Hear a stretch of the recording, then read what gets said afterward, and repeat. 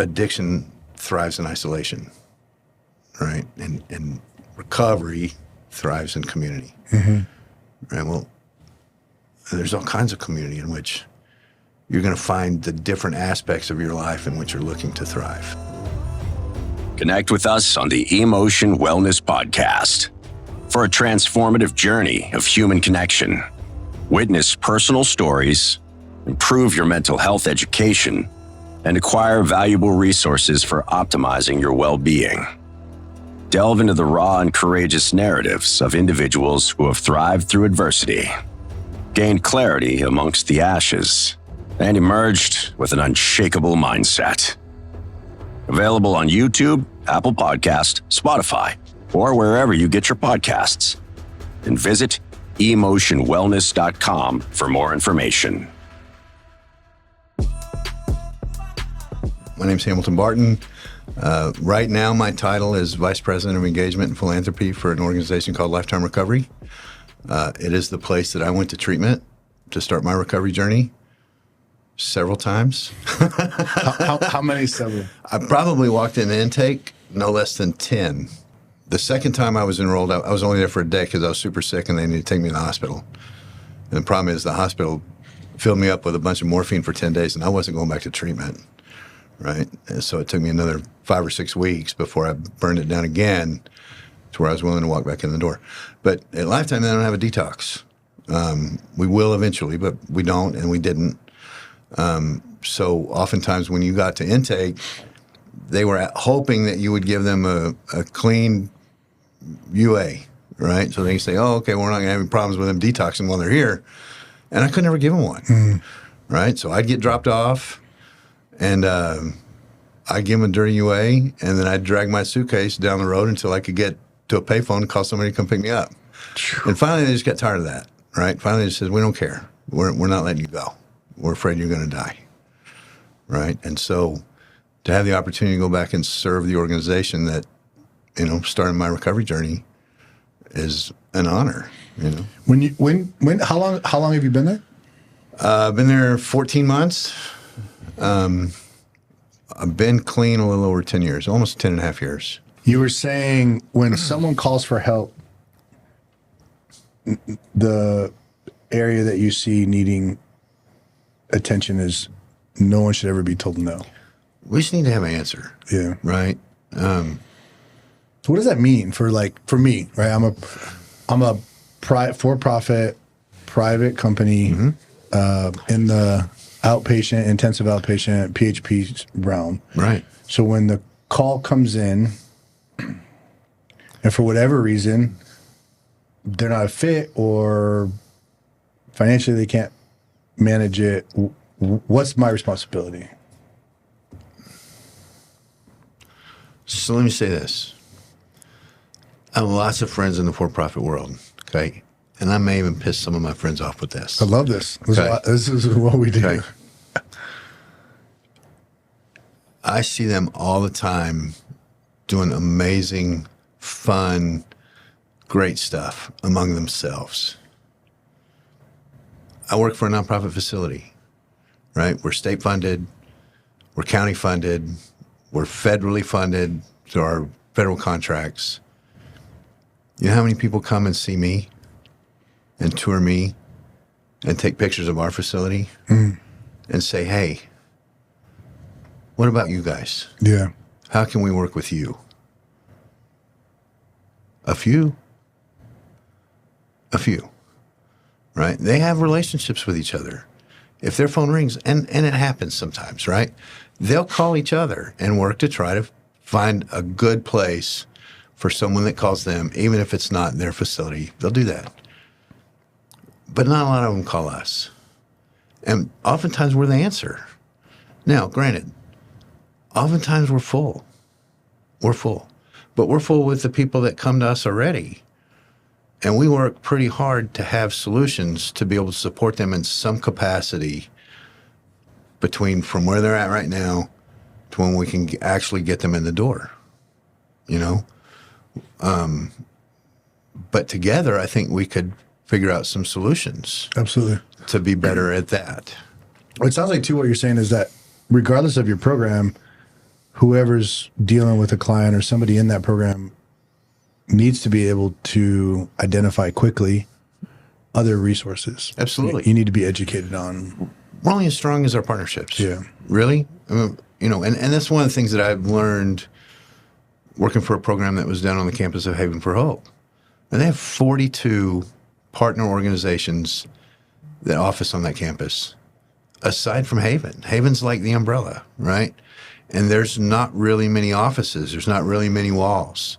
So if I'm serving a client that needs sober living, well, they need a job, right? Well, I'm going to get up with them and I'm going to walk down to the financial sustainability department and I'm going to sit them in a chair in their area and say, they're staying with us. They need a job, right? And then they're going to pick them up and they're going to say, hey, they need to apply for some kind of financial assistance. They need Medicaid or they need Social Security or they need something else, right? They're going to pick them up and they're going to walk them down and they're going to sit them in that area, right? We don't all do everything that each one of our clients needs, but having those relationships in place to have a warm handoff, it's kind of like sending out a brand new car with tires that aren't balanced, right? It's eventually going to wear out much quicker than it's supposed to. If we don't try to give them everything that they need when it's time for them to integrate back out into the community, they're going to be out of balance and they're going to break because they're not going to be working right, right? And I know that's kind of a rustic analogy, but it's the truth, right? We have them for a limited amount of time. It's imperative that we have all of the relationships in place to make sure we address all of their barriers, no matter what they are, right? So, and know what that process looks like. How long? So if someone ends up in your program, how long are they there for? Program's 45 to 90 days. Our average length of stay is about 62. But we have treatment and we have coaches and we have outpatient, right? And our coaches can sign up a formal relationship with somebody for a year, right? A formal relationship, which is a proactive, the coach is going to drive the relationship, right? But we have drop-in. I mean, we have coaches that you can show up at any time, right? I need a bus pass. Hey, I need help getting a driver's license. Hey, I need help figuring out this recovery community. Hey, I need help with sober living. Hey, I need help signing up for Medicaid, or I need help signing up for food stamps, right? At any time, right? So we're really concentrating on the entire continuum of care, realizing that, our sober living partners are a big part of that. We got to have them in a place that's safe and supportive for them to live while we're trying to just kind of blast them with whatever additional ancillary services are available based on their individual needs. So for us, in case he's the guy who usually is answering our phone, what do I need him to, how do we work with you, right? Like because it hit me when you were talking, my brain goes sometimes to where of the resources in the community so that I know, okay, I have a client I can't work with and you might be a fit over here, right? But I often don't think of, it's like two worlds, but you're right, they are the same world, right? It's like nonprofit, for-profit, community-based. So what's something that we can do relatively soon in the next week or two to start to change that? Come see us. Okay. Come see us.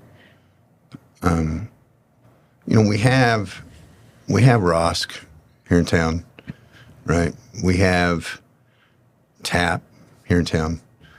They're not well attended, right? Because people oftentimes are just in the midst of the minutia of their everyday work, and we're overwhelmed and we're tired, and the work that we do is tragic oftentimes.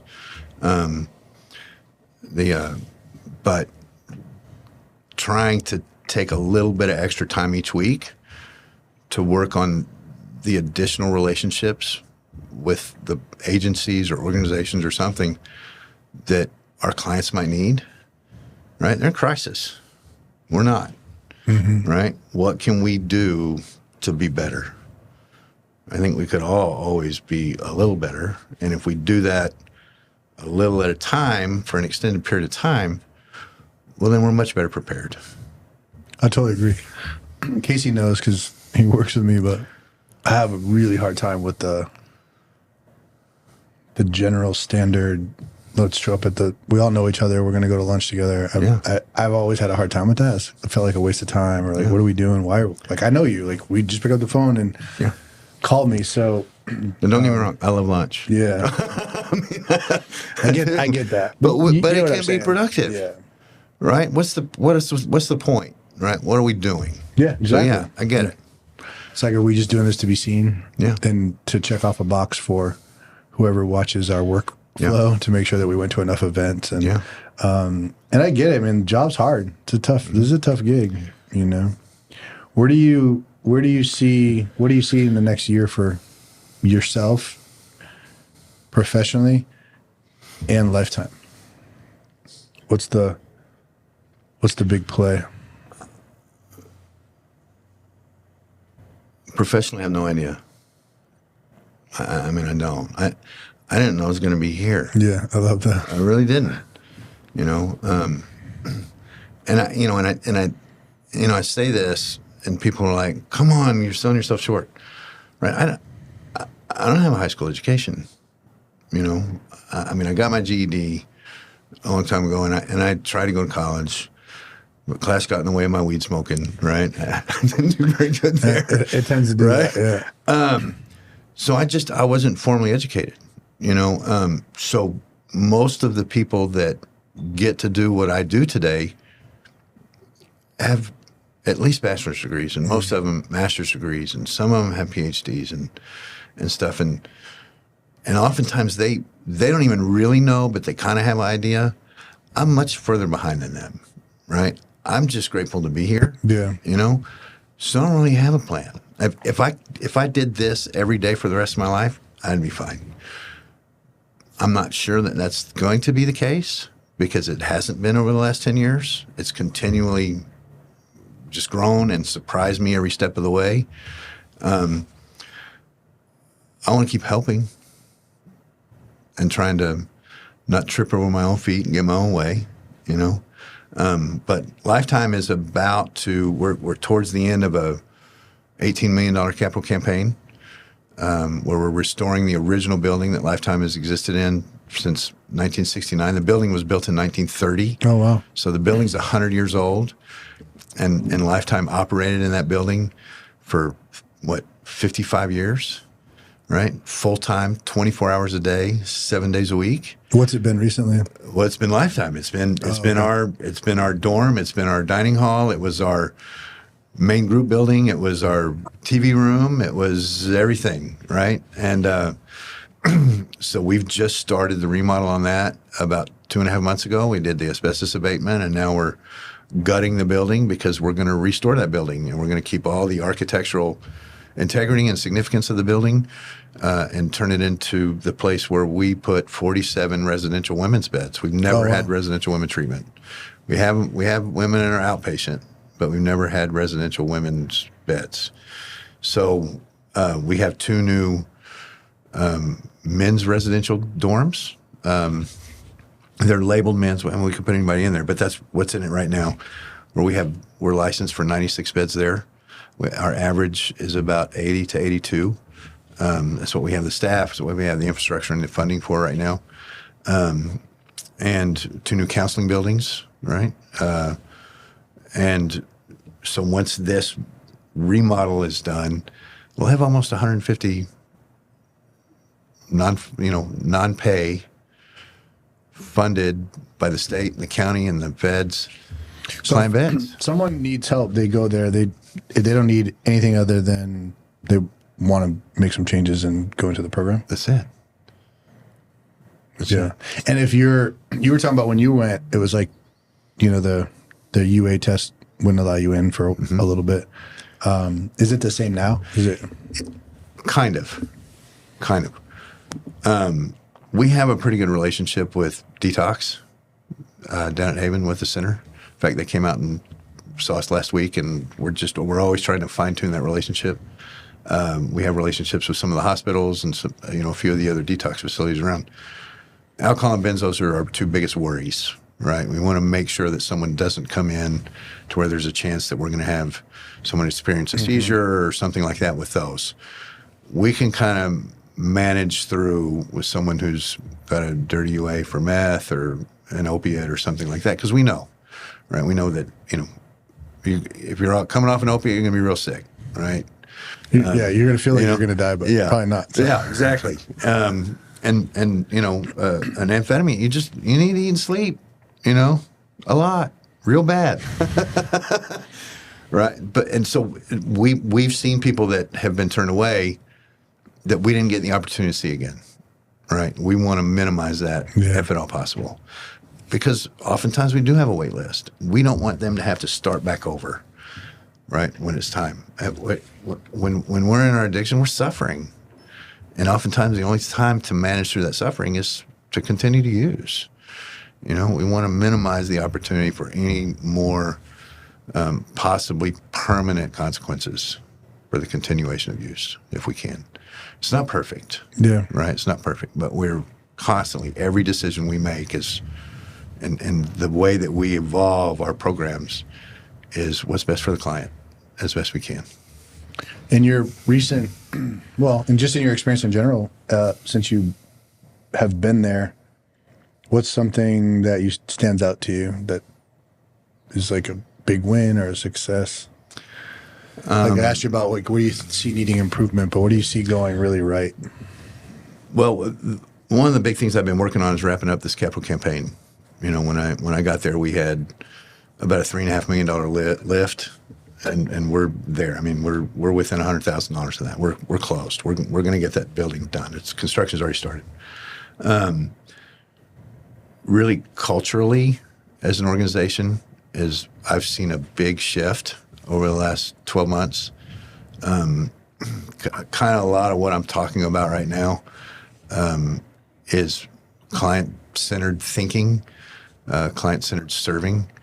Oftentimes. And it happens with anybody, right?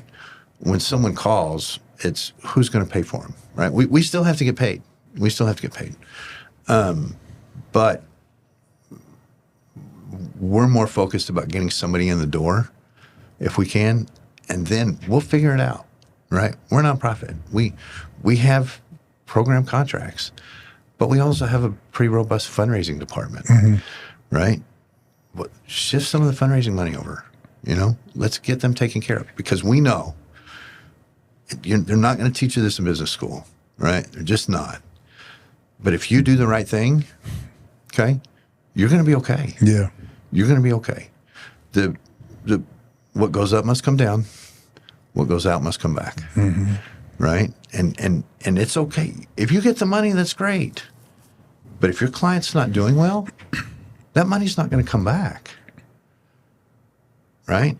If the client does well, they're your biggest billboards, right? They're what says, I'm going to bet on that horse. Yeah, exactly. Right? So we just try to replicate that, right? And if we don't make, enough money to pay for that person, that's fine, because they're going to be better. Yeah. Their family's going to be better, right? And that's what we're here for anyway. You bring up a really good point. Even in the space that's, the not nonprofit space, the for-profit space, find ourselves here in those situations quite frequently, and we were talking about something earlier that has been on my mind lately, and we've had a lot of conversations about it. You call them community partners, and it's when I talk to people who aren't in this space. So you talked about you're not going to learn this in business school, and then you look at other industries, if it's selling tech or whatever, could be anything. Right. It's like trying to explain to people. So my competitors are really my allies, and that's been one of the big challenges for me, and how frustrated I get with certain things sometimes is. There's a lot of people have a tendency to tout and just, talk about how wonderful and amazing they are and do all these things. And I think it's really a challenging thing when you're in this space to fully claim that you do right by the client all the time, because the reality is there's a business to run, you know, and so everything's going through this lens of balancing between like what's right for the client. Are we a good program? Are we the right fit? If we're not the right fit, and when should we be transitioning, you know? And I see, for me, the thing that I see a lot of is, and I posted something recently that was in similar sentiment, was this idea about being treatment resistant. You know, a lot of people get this title of you're treatment resistant, and people can be blamed. You know, I see people get admitted. They get admitted and approved for treatment for a particular set of symptoms, and then those symptoms show up, and they get removed from treatment for the same thing that qualified them to go to the program, because they're not assimilating, or they're being disruptive, or it's like, you know, I see a lot of times people are real happy to take them on the way in because they know they're going to get paid, or they, even if their heart's in the right place, but then when they're a real problem child, it's like, oh, I don't want anything to do with this, and like those are the ones that need it the most. Yeah. Well, it's kind of like people not going to church because it's full of hypocrites, right? Where are the hypocrites supposed to go? Yeah. Right? Yeah. You know, I mean, and you see it across the full spectrum, right?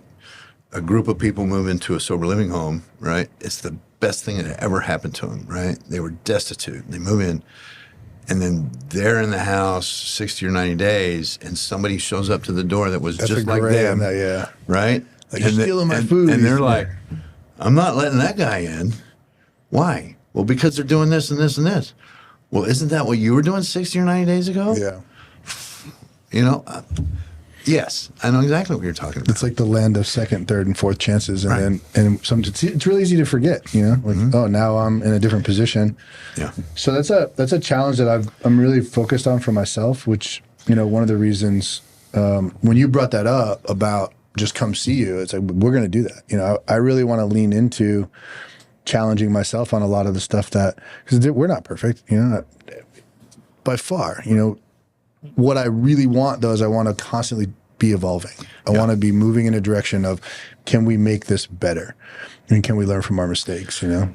So I want to, you know, I kind of dug into some of my for-profit friends a little while ago, and I want to back a little bit of that up, because I do want to say they do something really, really good that I think would be good if we could model that here in San Antonio. And what they do is they go meet at a different facility every month, and they go to learn about what that facility is, and who they serve, and how they serve, and who can they take, right? What fits in their model, right? And so that's a very good network. I like that. Of answers that they have up there, right? And I don't think we do as good a job of that here in San Antonio and in South Texas. We're a little sparser in some of the services that are available anyway, but we have some real rock stars here, you know, some people, some organizations that are doing some pretty amazing, creative, significant things in serving the community and the clients that come to us.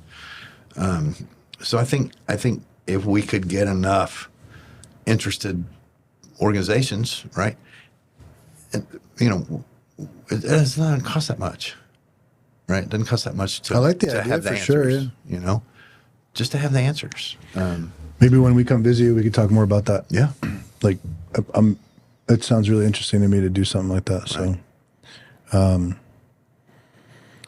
I really appreciate you as a person, getting to know you personally, and then knowing what you've done in the community. And,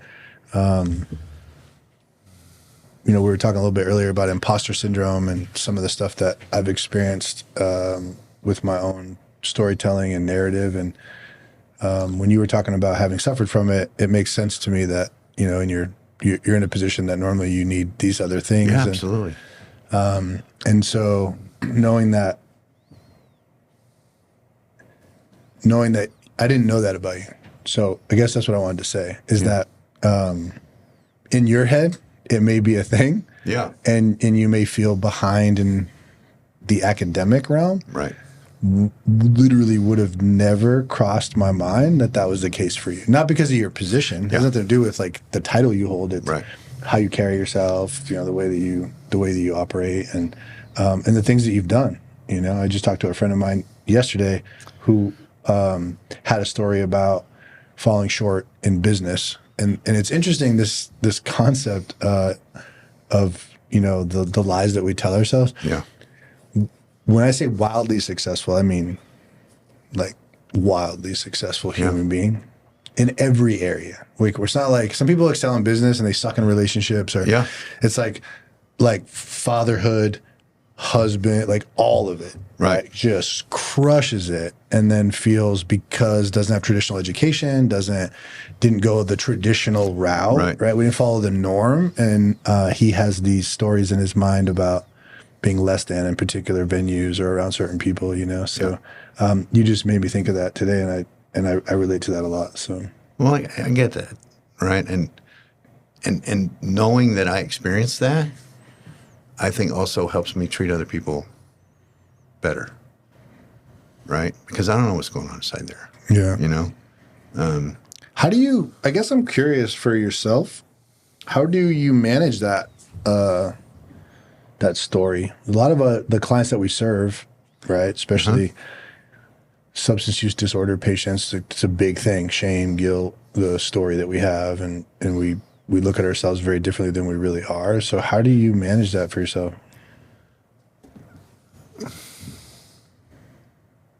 To get to this point, I mean, I really think it's almost, to me personally, kind of like a perfect storm, right? I had all these experiences kind of at the right time that changed the narration of my story, right? Like when I was in treatment this last time, I came across a book that was just laying around on the floor, and I don't know what I did.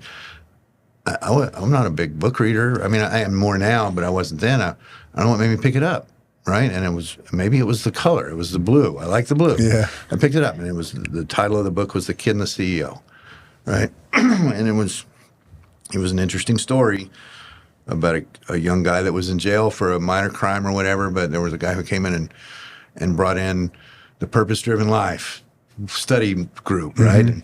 And they started a relationship. And when this kid got out, the first thing this guy had him do was start running with him, right? And he didn't understand why he was running with him. Why are you making me run around this lake? I just got out of jail. I'm out of shape. This is terrible. This is hard.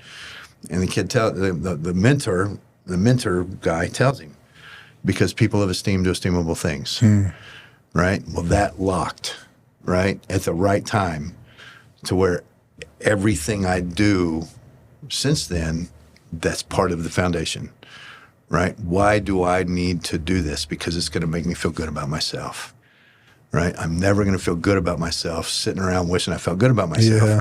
I got to get up and act my way into that. Okay, I can buy into that.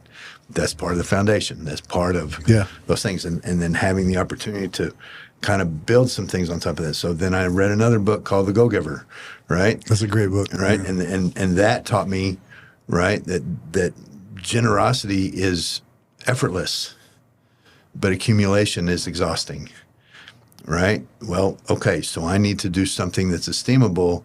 How about I be generous? I can feel good about that, right? If I'm always worried about what I'm getting, well, that's not very esteemable. So you give more than I'm paid right? for? What do you mean? Absolutely. Yeah. I mean, you can give yourself into wealth. You really can, right? I didn't make it, once again, it's not business school. Yeah. Right? What goes up must come down. What goes out must come back. It's crazy ever, right? But it's true. I believe it with every fiber of me. So, that's just an example of a couple things kind of tying together that changed my story, right? So, I mean, I learned how to run a business because I worked for a vending company, right? And I learned how to run a business a quarter at a time when I was 20 years old, right? So I got it from the very, basic model, right? I'm only going to be able to count hundreds of thousands of dollars, but I could count quarters. Yeah. Right? And I understood, profit cost and margin and maintenance and fuel costs and insurance and taxes. And I learned all that back then, right? And very, very simply, it's the way I needed to learn. So I was able to kind of take that experience and turn it into what I know now, where we all are managing millions of dollars, right? But I had to learn the principles very simply. I couldn't do that. So I take all those things and I get to sit in a room where people with master's degrees and PhDs ask me questions. and I just don't take it for granted. Yeah. Right. I believe that getting up every day, being concerned about making sure I can help in some capacity is kind of like earning my seat in a recovery room, right? Because I've burned my life down. Okay, well, I've earned my seat because I worked to build up the lives of others as best I can. Yeah. Right? And I'm sure I've damaged some people along the way, but I've tried to address it and make it right. None of us are perfect, but I just try to leave people better than how I found them. What's coming to my mind right now, the word humility. It's like what you present with that. Yeah. Without you don't lead with it, and I think people who do, they don't really have it. Yeah. But you certainly have that both energetically when you're in a room with you but you're very consistent in that way, and I appreciate that. And the other thing that just came to my mind, I'm not sure why. I think it's just these are the type of people I'm attracted to, the ones who say what they mean and do what they say they're going to do. Yeah. And not too long ago, you were telling me about we're big on movement, being physically active, mm-hmm. and you were talking about just getting yourself in better shape physically and walking that path. And I've seen you here doing that sometimes with us, and I just wanted to acknowledge you for that. We can share with people and be examples for people without ever having to say anything. Yeah. And you just kind of said that. It's like, I'm going to act myself into this esteem, right? Yeah. I'm going to go out and do things that bring esteem. And with that process, you also become an example, for other people. Well, I appreciate that. Another thing that I learned through this journey, or this kind of, it's cliche, right? My entire life is just a cliche. But, you talk about addiction thrives in isolation, right? And recovery thrives in community. Mm-hmm. Right? Well, there's all kinds of community in which you're going to find the different aspects of your life in which you're looking to thrive. Yeah. Right. And part of me, I'm a parent. I got 5 kids, and I feel like I'm not done. Right. But I was getting to the point to where I was overweight and I was out of shape, and I was concerned that I wasn't going to be okay mm-hmm. when it was my time to go. So I got to do something about it, yeah. Right? So that I could eventually get to a point to say, personally, job well done. Yeah. Right? I had done everything I had hoped to be able to transmit to my children, right? And some people don't get that opportunity, right? But I certainly maybe being given the opportunity, I didn't want to waste it. Yeah. Right? And so part of me finding some of what I'm looking for that, I'm going to find in places like this. Yeah, well, I'm glad you hang out with us sometimes. It's good to see you here. Well, thank you for being here. Yeah, we are definitely going to come see you, and I want to thank you for highlighting for me. I mean, you were talking about you might upset some people when you brought up the idea of not coming around to see you, and I'm at a very cool spot at this point in my journey, and it could change next week for sure. But right now, for today, and it just hit me in a way, was like, oh man, I need to do that. One of the reasons I wanted to do a show or a podcast or any of this talking stuff and sharing is there's a lot of opportunity if we're willing and we have the ability to be open to taking some feedback and saying, hey, oh man, yeah, I'm not doing that. I know who you are. I see you on a regular basis. I know, the program. I think of it when we have people but I haven't been down there, and so I'm committing on this show to do that. So Casey and I will make it a point to come down and see you. I appreciate it. Yeah. Well, thanks for coming. I'll hold y'all to it. Thank you guys. Appreciate it. Thank you. Thank you for connecting with us on today's episode of the Emotion Podcast, where we discuss all things mental health. Connect every week as we explore incredibly intimate stories of persistence and hope, delve into mental health education, and explore valuable resources. Available on YouTube, Apple Podcast, Spotify, or wherever you get your podcasts. And visit emotionwellness.com for more information.